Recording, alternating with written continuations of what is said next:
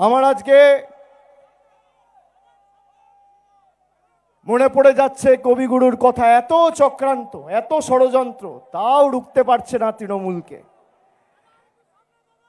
আর সামনে যাওয়ার জায়গা নেই বাবা, আর জায়গা নেই। জায়গা থাকলে আমি যেতাম। নাই নাই ভয়, হবেই হবে জয়, খুলেই যাবে এই দ্বার। আমি স্মরণ করছি মোহিনী চৌধুরীর গাওয়া গান, মুক্তির মন্দির ও সোপানো তলে কত প্রাণ হলো বলিদান, লেখা আছে অস্ত জলে। যারা এই মেদিনীপুরের মাটিতে শহীদ হয়েছেন, ব্রিটিশদের তাড়িয়েছেন, বিপ্লবীদের রক্তে ভেজাই মাটি। আমি স্মরণ করছি বিদ্রোহী কবি কাজী নজরুল ইসলামের কারার ওই লৌহ কপাট, ভেঙে ফেল করলে লোপাট, রক্ত জমাট, শিকল পূজার পাষাণ বেদী। আর যেভাবে জল্লাদ আর হাড়মাদরা আবার সিপিএম এর সন্ত্রাসের দিন ফিরিয়ে আনতে চাইছে, 16, 11 আর 21-এ রবীন্দ্রসঙ্গীত বেজেছিল, এবারও রবীন্দ্রসঙ্গীত বাজবে। কিন্তু তার সাথে কর্মীদের দাবিকে মান্যতা দিয়ে যেখানে যেখানে একটু ডিজে বাজানোর দরকার হবে, আমি বলি আগে, ডিজেও কিন্তু বাজতে পারে। মানুষকে বঞ্চিত নিপীড়িত করে রাখলে, আমি সুকান্তর কথায় বিজেপির হাড়মাদদের বলে যাচ্ছি, শুনে রাখো, জেনে রাখো, মাইকের আওয়াজ যদ্দূর যাচ্ছে কান খুলে শুনে রাখো। আদিম হিংস্র মানবিকতার আমি যদি কেউ হই, স্বজন হারানো শ্মশানে তোদের চিতা আমি তুলবই। সব পাপের হিসাব হবে। তালিকা আমার কাছে ছিল, এক এক করে নাম পড়েছি, এদের ব্যবস্থা আগামী দিন হবে। যারা ভাবছে বিজেপির দাদারা বাঁচাবে, মানুষ প্রতিরোধের রাস্তা বেছে নিয়ে, প্রতিবাদের রাস্তা বেছে নিয়ে শিক্ষা দেবে। এই ভোট খালি তৃণমূলকে জেতানোর ভোট নয়, এটা প্রতিবাদের ভোট, প্রতিরোধের ভোট, শিক্ষা দেওয়ার ভোট, মেদিনীপুরকে হাড়মাত শূন্য করার ভোট। জোড়া ফুলের বোতাম এমনভাবে টিপবেন, জোড়া ফুল যদি আগামী দিন 250-র বেশি আসন নিয়ে যেতে, 1 বছরের বেশি কেন্দ্র সরকার ক্ষমতায় থাকবে না। তার কারণ তৃণমূল একমাত্র দল যে বিজেপির বিরুদ্ধে লড়তে জানে, বিজেপিকে হারাতে জানে, বিজেপিকে শিক্ষা দিতে জানে। আর জয় বাংলা যখন বলবেন, গর্ব করে জয় বাংলা বলবেন। ভারতবর্ষের রাষ্ট্রপতি এই মাটিতে এসে কলকাতার নেতাজি ইন্ডোর স্টেডিয়ামে জয় বাংলা বলেছে। বিজেপির সর্বভারতীয় সভাপতি জেপি নাড্ডাকে আমরা বাধ্য করিয়েছি, বাংলায় এসে জয় বাংলা বলেছে। জয় বাংলা আমাদের গর্ব, আমাদের পরিচয়, আমাদের অহংকার।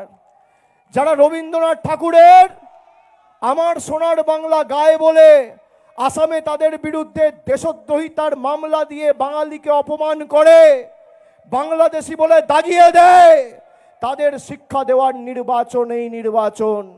বাংলায় কথা বললে, আমরা যদি বাংলাদেশি হই আর আমাদের যদি জেলে পাঠাও, তাহলে সুকান্ত মজুমদার, শ্রমিক ভট্টাচার্য, দিলীপ ঘোষ, শুভেন্দু অধিকারী এরা কেন জেলে যাবে না, সে প্রশ্ন তো মানুষের মনে উঠছে। যদিও এরা জি বেশি করে, দিল্লির পদলেহন করে, উত্তরপ্রদেশের মুখ্যমন্ত্রীকে বলে যোগী জি, অমিত শাহকে বলে অমিত জি, শিবরাজ সিং চৌহানকে বলে শিবরাজ জি, বিজেপির পর্যবেক্ষককে বলে অমুক জি, তমুক জি।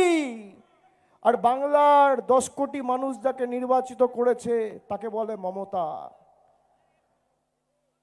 তাকে বলে মমতা। এই হচ্ছে বিজেপির সংস্কৃতি। আমি কোনোদিন প্রধানমন্ত্রীর প্রথম নাম দিয়ে ডেকেছি? আজ পর্যন্ত শুনেছেন তৃণমূলের কোনো নেতা ডেকেছে? এটা আমাদের সংস্কৃতি নয়। তার আগে জিভ খুলে পড়ে যাওয়া ভালো।